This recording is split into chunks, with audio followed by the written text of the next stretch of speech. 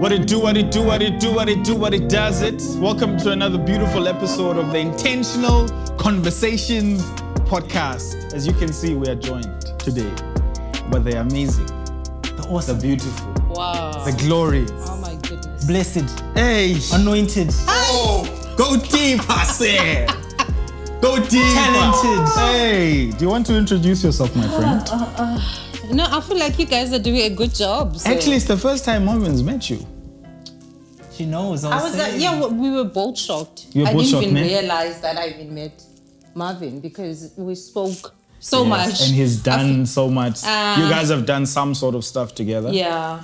And chatted a bunch. So like Marvin's asking me, so how have you met Unathi? And I'm like, I don't know actually. I remember she sent me a lot of messages. When you first did, I invited you to do. Yes, and then you invited, and then we actually became very good friends. Yeah. Came over once. Yeah.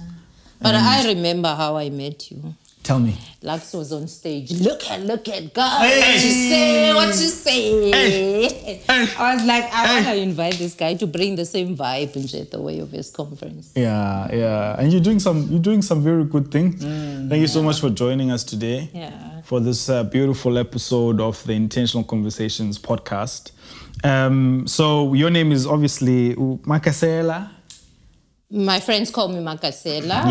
Yes. Yeah, my name is Unati. Yeah. Manyela. Yes. So Makasela usukapi in terms of the name. Like how do you might say like how do your friends give you the name Makasela? What did you do?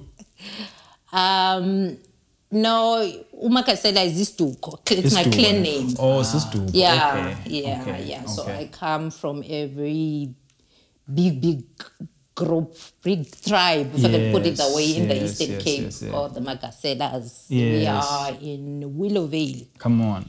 Enqadu. In the Eastern Cape. Wow, I've never been. Right there in the Mbundus of the Transkei. So you better represent them well right now. You better represent them well right now. Yeah. So do you feel coming from that sort of a space, how much is marriage or having a partner, how significant is it when, in terms of just culturally and even just in your family as a woman?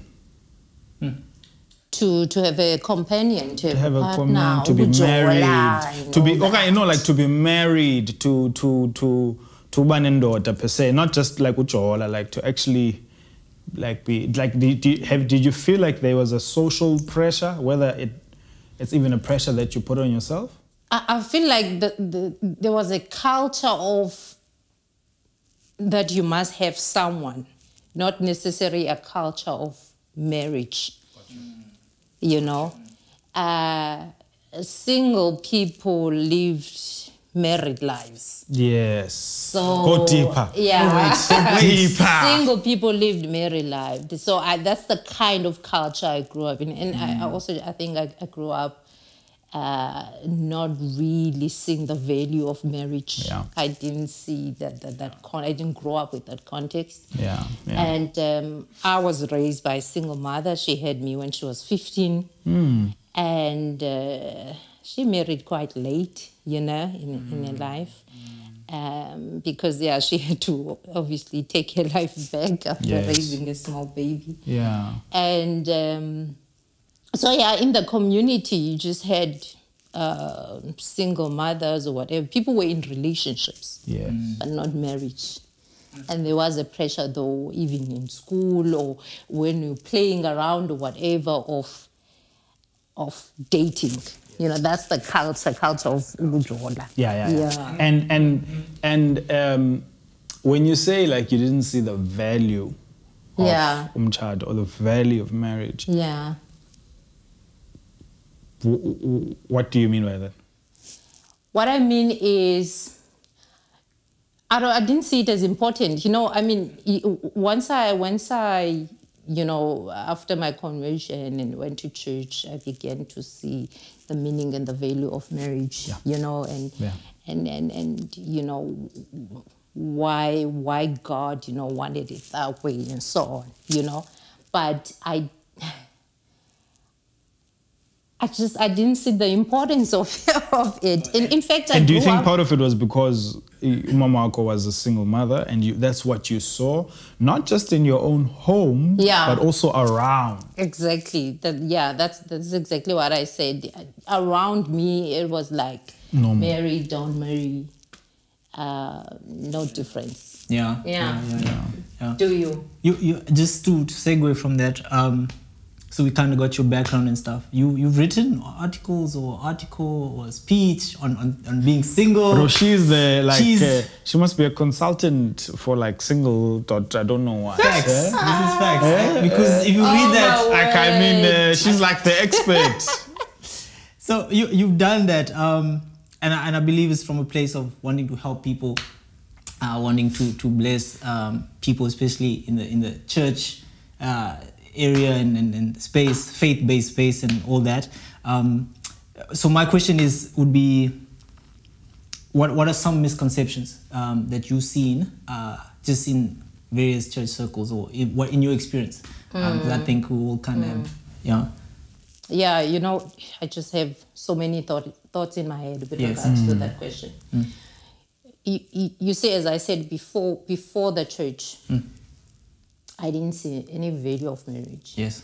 And then after, I was in a culture where marriage now was idolized. Hey, It's the thing now. It's like there's God and there's marriage. Yes. Yeah. And how did they do that? How did they do that? What does that look like? Where it made you feel like that? Because obviously, I'm sure that was not the messaging. Yes. No. But there's a culture around it. The pressure as well. When are you getting married? People are irritated by, and they resist the single and the zeal of single people. Like there's something wrong. It's like something's being missing. single is like a coronavirus. Yes, there's a curse. To such an extent, that in some churches they would actually gather around sick people and single people. All that devastated folks in the same, and prayed and so that they may be delivered. Oh, wow. And pray for them because singleness is this virus. Hectic. It's like you need to get married, otherwise you're not gonna be complete. Or if you don't get married, God has forsaken you, or maybe you're not doing, you're not having faith enough, you're not praying enough, all those kinds of things. And I've been, having conversations with other single people where, they also feeling the pressure and feeling like, I'm just going to marry anyone and anything, to get it done with, because I just want to fit in as well. Yeah. Be part of the crowd. So there's a pressure in the church space, but there's also pressure on the public space, city public space. I mean, social media, outside, billboards. When you go to the mall, everyone's holding hands. People are there chilling with couples. And so it feels like there's a pressure on every side to not make you feel human enough as a single person. Exactly. You need to get married. That's the narrative. Or you need to have someone. Yeah. Whether you're married or not. Anything really. Anything that's and anything that's goes, ne? Anything. Anything. Yeah. But what are the challenges for single black women, where I think there are differences between cultures, even if Mnyama, there's probably some differences. But what I've seen is, let me tell you my observations, then when you share yours. I feel like for white women, I'll talk my observations about women. I probably shouldn't. Don't get us in trouble, bro. As a man, I should maybe not talk. Disclaimer here. Cancel anything me. that Lux says is on Lux. I just want to make that clear. Anything that he says, it's on him. Please. Me and Unati on the same team. Yeah, exactly. Anyway, what I've seen is, I feel like with some white women that I've known, have been my friends, there's a pressure to be married by 25. If you're not married by 25, the curse is big, eh? Yeah. Maybe with black women it's a bit different. Because the money is still trying to pay some black tax and we're still paying off some fees. So 25 is still generally, I mean, you know, Unsegi tells me like, yeah, I had this dream, like by 20, what, I would have done that, or bought the first car, the best, then I would have been married and then have and then like none of that has happened. But like some of my white friends say the pressure at 25 is there must be someone at least and it's on the road, or you must be married. What are some of the challenges for black women? Before you answer that, maybe start with women and then go to black women. Just because I know, like, speaking. Sorry. Let's just go first. Yeah. Well, you know, I was gonna say, but I think, I don't know if it's a necessary black woman or what, but I feel like, you know, we have that responsibility, you know, to go to school and, you know, get, you know, graduate, get a good job and whatever. And most of us are striving for that, good careers and whatever. Because like you mentioned, black tax, you know, and even I think for some males, you know, with the lobola thing which maybe you will touch on it, you know, because in some cultures... He needs to, this guy. Exactly, because some males, you know, at 19 they can get married, but I'm not sure our black guys can, you know, where's the lobola money gonna come from at that age and stuff. But I think we also come in to say, you know, when we were 25, we're not so focused in marriage, you know. We're not also just raised to value marriage, value money, bring the money home, bring the money. That's what. Yes, that's the message. Yeah. And the benefit is if when you come with someone. Yes. Even when you're 20, you're like, I want a gorgeous guy. He must have money. Yes. You know, provide the soft life that I never had. Hey!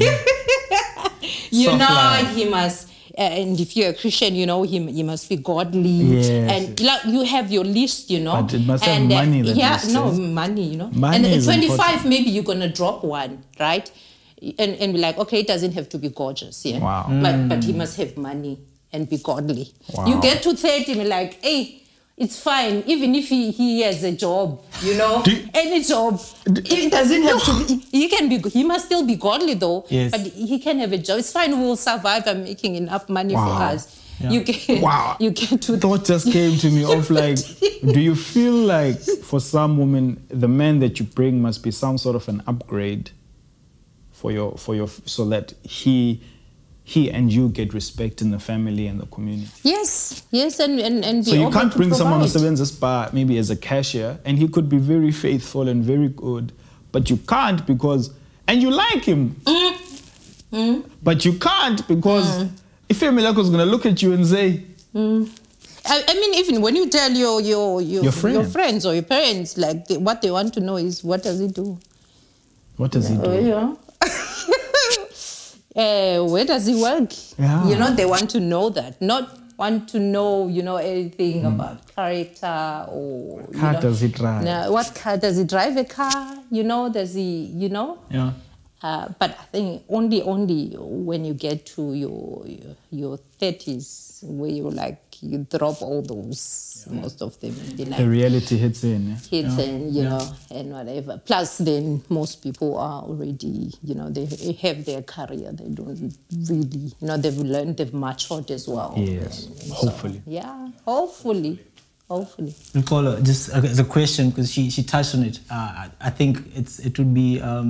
it would be a thing if we just went past the lobola thing. You want to just touch on it? I know today we're focusing on the queen, but like I want him to touch on that. I think it's important. Important. Maybe just your experience or just something you would want to say about it. You know what I'm saying? Like in preparation for somebody who's thinking. Yeah, I think your journey was very interesting. People don't know. I know the inside, and so it's like, well, interesting is not the right word. It was hard. I think you need to. I think as a black guy, you must count the cost and carry your cross around this whole situation. Sure. So if you want to marry a black woman, like you gotta count the cost, and then you have to think around. Okay, if she's a doctor, or if she's if she's this or she's a this, and then you have to also count a bit of that cost. Sure. Leo Endo is just to prepare you, because then you don't want to be stressed about things. Yeah. You know, the road to marriage is already hard and stressful. Yeah. So I think like, you know, as men black men need to be told about that. Yeah. Do you think there's a way we can better prepare young men, especially black young men, in that? Because I mean, like, you know, me and you talk about finances and financial literacy and all this now being a big thing, but like, is there maybe, I don't know, churches do a better job, or schools, or what do you think? Like, where did you get your wisdom from? I think part of the reality is more of like, you know, we need to talk about it. Okay. Because maybe it's still so fresh for us. And so the reason why I had it was, I knew what type of woman I wanted to marry. Okay. One. Yeah. And so I was like, that means there's lobola involved. Yeah. Bro, but that comes from somewhere. Those thoughts. It comes from somewhere. It comes from the reality, sad reality of good, amazing Christian people. Men can't afford. You've been dating for how many years? You can see the story I'm telling. I don't have to say it as bluntly. And then now it's 5, 6 years in, and then you're like, well, what's the point? I mean, we might as well. I mean, and so I think those scenarios are good. And I think part of that is that it delays you, not just spiritually, it delays you financially. Take out debts. It delays you back spiritually in many ways, but also delays you financially. And I think people need to set themselves up. People need to set themselves up for success in how you prepare for the life that you want. So I'm saying, if you want to get married, and this is a serious thing for you, prepare for the life that you want. Yes. And so if it means you want to get married, then prepare. Don't wait last minute. But I mean, I don't want to sound like like you've made it. Like I've figured it out, but I knew that I wanted to get married. I didn't know when, I didn't know who, but I knew I wanted to get married. So I need to start preparing and saving. You know, like small things like buy a bed, buy a couch, buy a fridge. Those things are expensive. It's a small little, it's not even a small, but it's an investment because you're not going to be, you don't want to stay alone forever. It's good. I think there's those sort of things, and around the lobola thing is you know, I speak to some of my friends who invested a lot more earlier, and I was like, well, you know, I want to get married, so I'm gonna use the spare cash or whatever. Not even spare, because it made it look like I had a lot, but I'm gonna put money away potentially for it because I don't want this scenario where we're dating for 5 years. You want to go and you can't. Or 10. Or 10. Wow. Now, now there are other people who can do that. My man, do it. For me, as a little, I don't think it's healthy, bro. Even if they can. I don't think that's healthy, bro. I know, Jesus will say, me. Jesus will say to you, but for me, I know that's not what I wanted. Personally speaking. And the issue, finances. Finances are a problem, not just for single people, but also for married people. If you can't manage your finances, being single, hi my bra. Aye. Got you. Married. But when you get married, it's we're learning it. We're in the marriage. So you think lobola, it's a tough situation. But it's a once-off. But it's a tough situation, and it's tough for everyone. But if you can't manage and save and put money away as a single person, and you think, when I'm married, like it's gonna be smooth sailing. No. It's late. It's not happening. Okay. Like if you, and so I think a part of it is, even if though for some people it's hard, this whole Lobola thing, and I totally understand that. But I think just using the little money or big money that you have wisely will equip you, not just for marriage, but in marriage. Because you'll have to do the same thing. Sure. When you're married, you'll have to save some of the money for the future benefit, whatever it is. Yeah, I think, bro, this is a whole podcast on financial literacy. I wanna just bring us back to the thing, but that's good, bro. That's and good. it's you know it's a good conversations to have as single people. Because they're the ones who must tell Lobola. The must I always say you teach people how to be. You teach people how to be married. You must teach people how to be single. And those are part Great of the conversation. segue. Great segue. Unathi, quick question. I don't know when we're dropping this podcast, but Valentine's. What's your thoughts on it? I know. I'm not gonna sing, bro. Where is your girlfriend? You are so lonely. You are sleeping alone. Okay, no. What are your thoughts on Valentine's as a day? What are your thoughts on Valentine's in the faith space?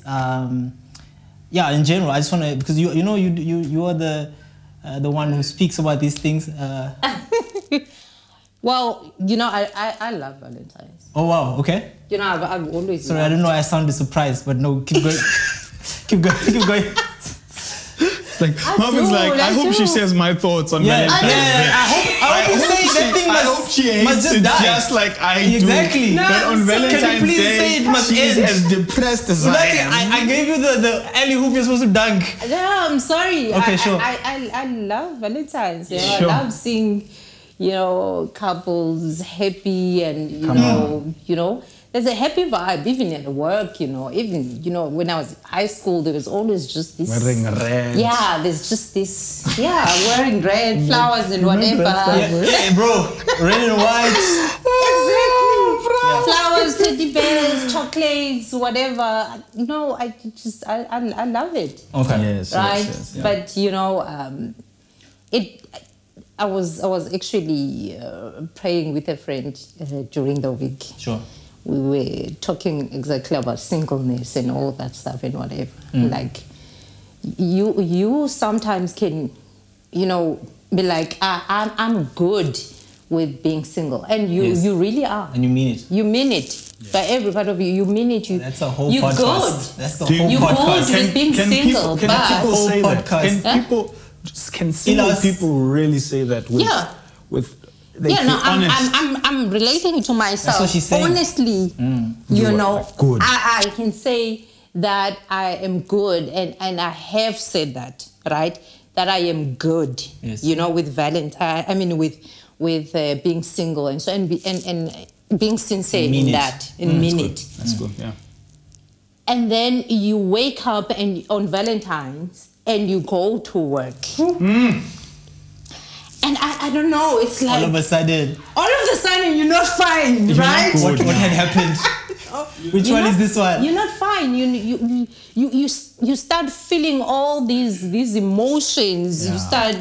You're being found wanting, like, and then you start asking, some serious questions to yourself, and whatever. And you were fine, right? You were fine, yeah. And you were sincere. Exactly, and so the pressure is not only being placed by maybe social media, just going on checking Instagram on Valentine's Day and seeing people with matching outfits and candles and people receiving proposals or whatever the case may be. Yeah.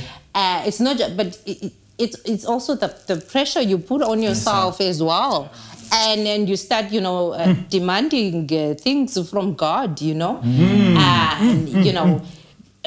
like God owes you a spouse, and God does not owe you a spouse. Yeah. You start demanding things and asking things. That's why I'm saying, you were okay. You were sincere in not being okay. Yeah. Yes. But you are not God. You're not the same yesterday, today, and forever. Forevermore. Yeah. You are living in the strength of Christ, and you're being sustained by Him. And you need to know that you are in a vulnerable space and whatever to feel things and say things.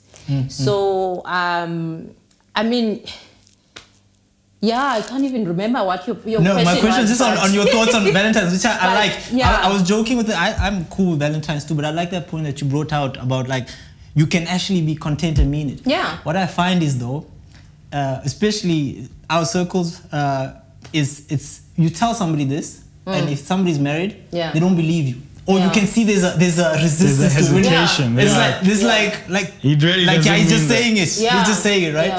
Yeah. But just to segue off that, I was thinking about this, and that pressure you put on yourself at some point. Yeah. I'm putting this pressure on myself in my head, right? And I go into prayer, and I was not even thinking about this at the time, but the pressure was there, right? Like I'd been thinking about it in the week, and so there I'm praying, and the scripture that kind of I feel like the Lord led me to was is in Ecclesiastes, where it talks about a time to be born and a time to die, a time to plant and a time to pluck up, right? So I had to go look it up because I couldn't remember what it was. Yes, but I remember basically just God just saying like, hey bro, like we are not all in the same season. Yeah. And I think it's important for like single people to know this, or people who are married even, like it's seasons. And I'm a unique person, just as Lex is a unique person. And if we're all like different, and God's purposes for us is all different, how long you're single, how long you're married, man, like I have such a sad story about this guy who got married later in life, and a year later, the spouse died. Sure. Bro, I just, you know what I'm saying? Yeah, sure. Sure. You know, not to make this heavy or anything, but I just felt like bro, you can't, we don't have that much control. And whatever season you find yourself in, God has you in that season. Try and milk it for what it is. Yeah. Some people will not get married, and maybe not. You want to go into that a bit. Some people will not get married. And just to what you said as well is that, you know, I think people need to realize that it's okay to feel things like that, right? And not to want to appear so like strong and whatever, because when you make that appearance, it's the same appearance you're going to have when you are kneeling down before God and whatever. You know, put up that front and until it has to be real. Yeah, I mean, yeah, you're not feeling good about being single. Then you're not feeling good about single, and God is okay with it. I don't know why we need to we glamorize Christianity, we glamorize everything, and it's so unnecessary. Be vulnerable. That's fine. You're not, and that's why you get prayed for, and that's why you get help. That's why you get relaxed and have a conversation. Look, like I'm feeling these things, you know, and it's part of the process. Totally. You know, it's part of the process of just working out all these things that you think are gonna be fixed by a spouse. Because now you're not you think somehow you're feeling all these things because you don't have a spouse, and once you have a spouse, you're not gonna feel these things. It sorts it out, And then you do when you're married. You feel all these things because you thought I will fix it with a lax. You understand what I mean? Yes. And Lux is not God. That's very you know, good. Yeah. And I don't even know where's this thing coming from that you can't be content and desire marriage. Those things are not synonyms, you know. Like that is a boy. Repeat that. No, I think everyone needs to hear that. Slow it down. We must say it again. Sorry, I don't understand where this is coming from. Sure. Right? Say it again, Unathi. Just slow it down and say it again, because I think we know what you're saying, but just say it again, please. No, she has to say. It's not mutually exclusive. It's not. It's not like you can't be content and desire marriage. You know, not being content is a different thing in itself. You know, and just like now, desire is. I don't know. I don't. And I think that's why there's a fight from those who are married. Some people, their understanding is when you say you're good, they think you're saying you don't want marriage. You don't want marriage. And that's why there's a bit of a clutch, right? Yeah. Like, What is this? And that's why people are so nervous about all these talks about singleness. People are not going to want to get married because, you know, you guys are saying, you know, it doesn't mean that. People must have the right perspective of marriage. We don't want you thinking that marriage is going to solve all these problems, which we know that Christ is supposed to solve. Exactly. Right? Because, contentment is a heart issue as well, you know, which you need to deal with it up front. Otherwise, the poor soul who's going to marry you where you're gonna just be a burden to your spouse, because now you have so much expectations already going into marriage. You're a human being, an expectation which should be directed to Christ, your Maker. You're right to desire marriage. We were designed for companionship. Okay, and it's good. You're my companions. Companionship is not just a spouse romantic. Or a friend. It's not always romantic. And it's not always romantic. We were orphans, eh? Yeah. And now we get born again into a family. Exactly. But then the singles still feel like they're outcast. Yeah, in a space especially, and again, bro, I know I keep going here. There are kids on the outside. Yeah. And the married people are here. Yes. And so even with like married couples, so all your friends are just married couples, and we isolate and don't treat people as family. And I think maybe we also struggle with understanding family. We struggle to understand community. We think community is just friends. The people that I get along with, and people who are like me, people who are in my life stage. Exactly, yeah. And so those are the people that I bring into my life, and then we have and I think part of it is also the issue that we have with some of the stuff that's happening with mental health. Yeah. We are not intentional about community. Yeah. And it doesn't just affect singles; it affects everyone. Yeah. And I think that understanding of family for me is very, very important. So what do you think are some of the things that we do as married people that make single people feel ngalendlela that you are feeling now, or that you are describing? Sorry, not feeling. I know that there's a lady who said, why do we need to talk about singleness? I mean, when I told her that if you're going to teach people how to be married, you need to be intentional in teaching people how to be single. Because single people have problems that are unique to being single. Just like, while we are not in marriage, because there's problems which are unique, or things to be taught or whatever, unique to married people. Exactly. Right? I don't understand why we can't get that platform or discussion or that being addressed in a pulpit. Marriage books, so many marriage books, so many seminars, marriage seminars, marriage retreats. But then nothing on... Or nothing on singleness. Nothing. But that's part of that thing that we said in the beginning, the idolizing of marriage, right? But which is interesting because if you look at like Apostle Paul, he's like saying, hey guys, it would be better if you know what I'm saying? I'm like, what? We should have more. I mean, I know you don't want to swing the other way, but I do say like that's such a point he makes there about him being single. We talk about Yeshua, he was single. Look at Jesus, right? I mean, we have all and the so examples. It's interesting that we swing that way, and also so interesting. And maybe this is a different podcast, but like marriage and wedding, like there's also a thing about that. Like there's some people, wedding is the thing. Yeah, it's the highlight. And the church has taken it on. It's like the wedding. And wedding is not a marriage. It's not.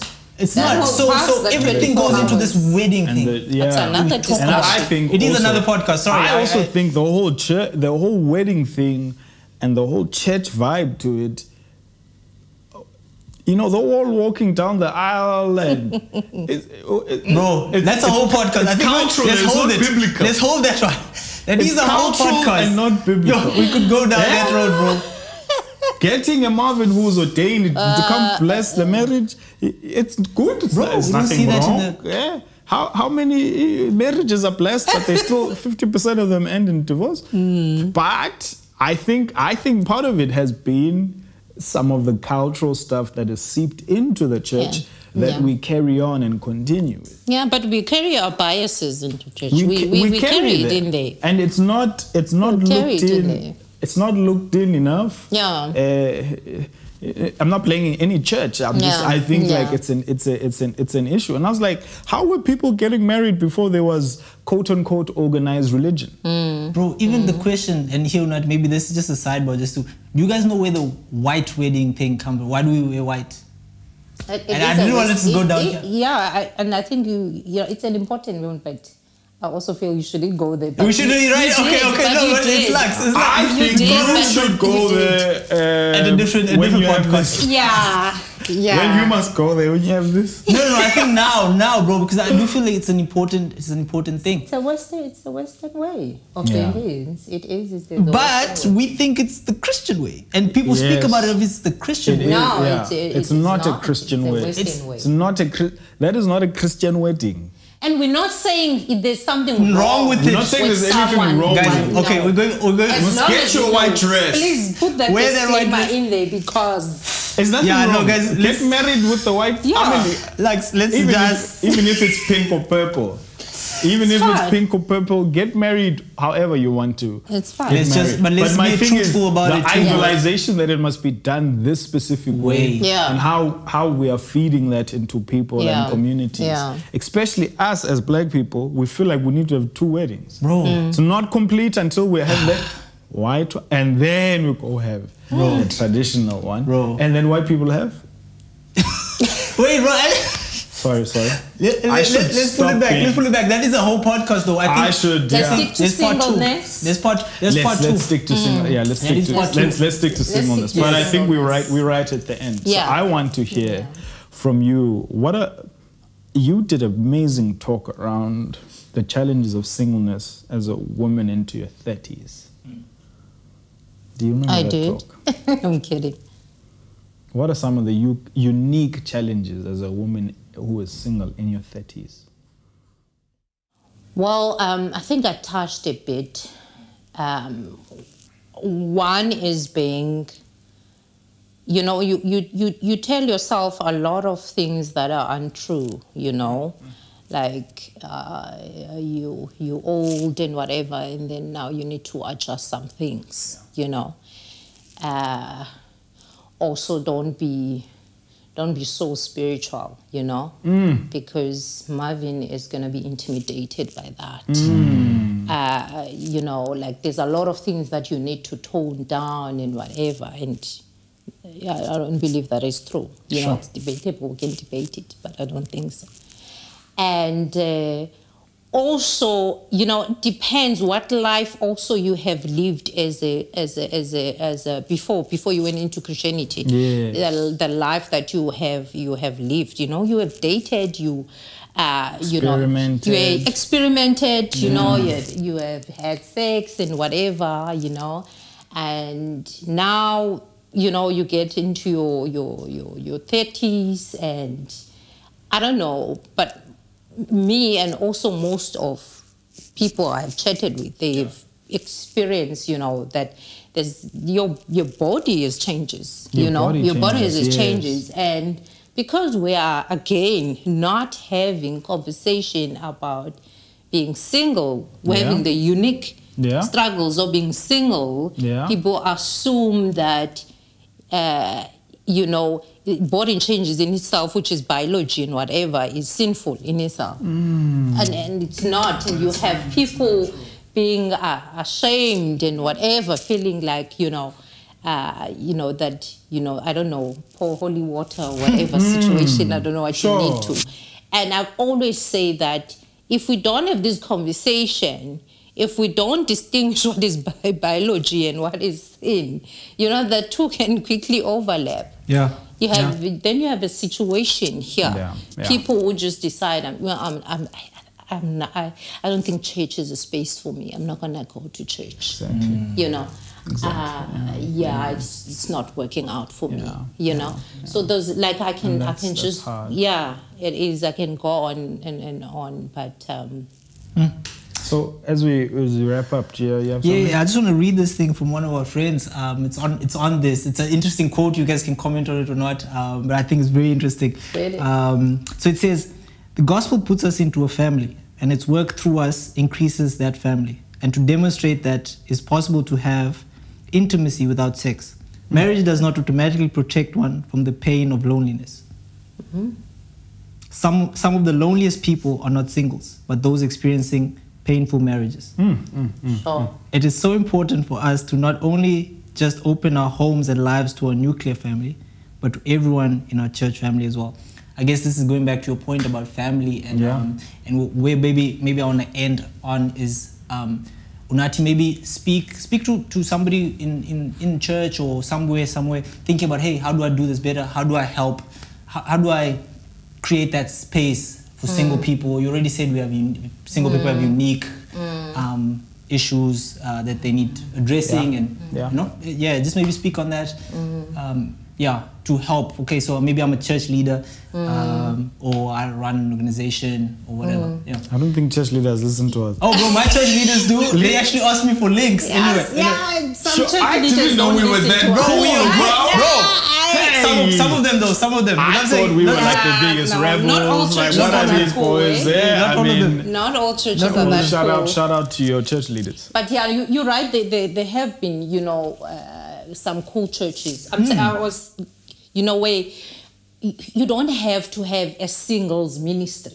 You don't need to have that, right? Okay. In order to have a discussion about singleness. Come on. You can have a discussion on singleness on your youth, whatever. You have a youth ministry, you have a ladies ministry, you have I don't know what ministry, and even in the pulpit. You need to be intentional in addressing these misconceptions. That's good. So that single people know that they don't have this disease. And I don't know, perception is such a real thing. People can say, but we didn't do that, we didn't say that, and whatever. But have you given them the perception? Wow. And you need to be intentional in dealing with those things. Otherwise, you have a situation. I mean, there's churches that I went to talk about singleness. Yes. And they didn't have an entire ministry on singleness. Great. But those young adults in there, the questions that they had, not just for me, but for each other, because now we've opened up a platform where they could speak and talk. Yes, they were dealing with things, and were not comfortable to talk about it. Yeah. But now, here this lady is talking about singleness. Let me grab this opportunity. You don't creating more spaces to speak about. Yes, for vulnerability and so on. And to help each other. Exactly. That's good. One of the things for me that has been an issue that I've seen, one, I never attended any singles ministry. I mean, it's like, that's peanuts. Intentionally? Intentionally. Yes. But here's my thing. One of the things that I think we need to look at and we need to address around singleness, or how people view singles, and how it was, I guess, for me was, one, we see singles as a threat, or we see singles as a project. So it's a threat, right? Especially if you're a woman. Okay. If you're a single woman, and not just in church, in corporate, in whatever space. If you're a single woman, you're a threat. Because the women either see you as you look beautiful, you're a problem, you're an intimidation. Or why are you being close to my friend or whatever? What's happening? You're a threat. When if you're married and you were close, sometimes that's not even in question. But the other thing, the other thing is seeing singles as a project. So when it comes to my friends, I say to them, can I ask you around your journey of singleness? Because I don't want it to seem like I'm asking you because I want you to change. And then I say, tell me when you were uncomfortable because tell me when you were uncomfortable, or tell me if you want me not to ask, and you tell me when you are comfortable. Because not that there's a power dynamic, but there's a dynamic there. Somebody who's married on the other side. When I am asking you, so is there someone? And like I'm concerned as your friend. But actually, the feeling that you feel could be very hard. And it feeds in even into the even though you are content, it feeds into sometimes the desire more and more and more and more. And it's one of the things that I have seen and have experienced, and so I'm very wary. I hope I continue being this wary. I think that's great, bro. I think that's great. Sure. I think it's good that you said it on the podcast. I think some people this will like, you know, because I've definitely come across that. Sure. Maybe on a lighter note, and this may be my last one, and then you're gonna close. A light one. Unathi, dating apps. What do you think? She's laughing. What do you think about dating apps? There's Christian dating apps, which I did not know for the longest until Lax's wife was like, yo, bro, there's this, right? Anyway. You know, I was very surprised. You know, I'm in a culture now where people say this is working, you know. People this is married a good way of meeting people, but Christians. Personally, I would not do it. Why not? I just, well, because I also just have trust issues. That's the main thing. Okay, sure. I have trust issues, you know.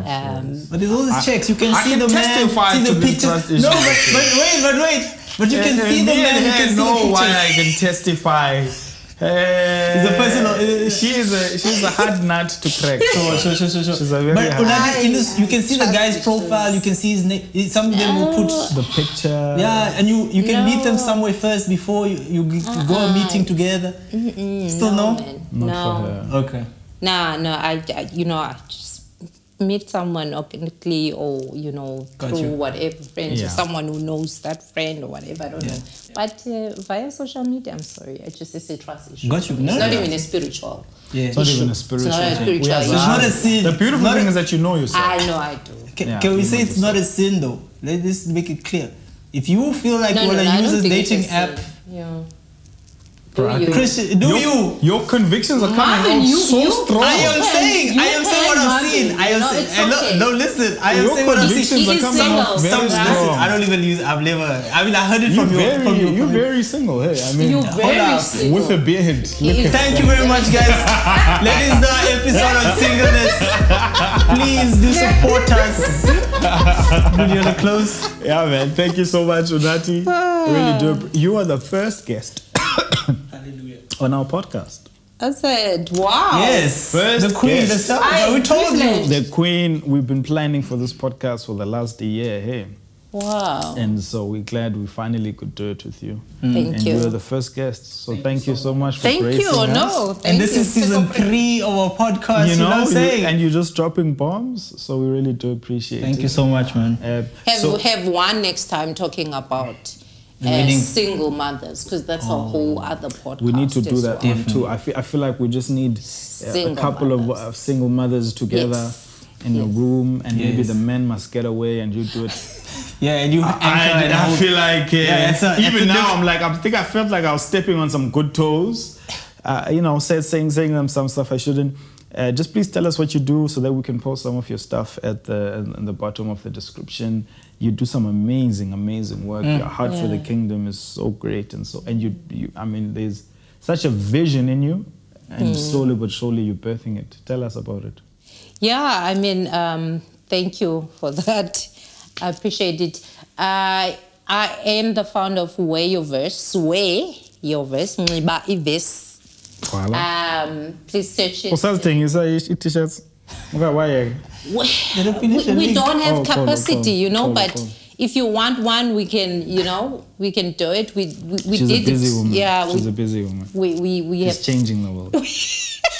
We had other focuses right now, but we are more than willing to do one for you guys if you want. Why wear your verse? Sorry.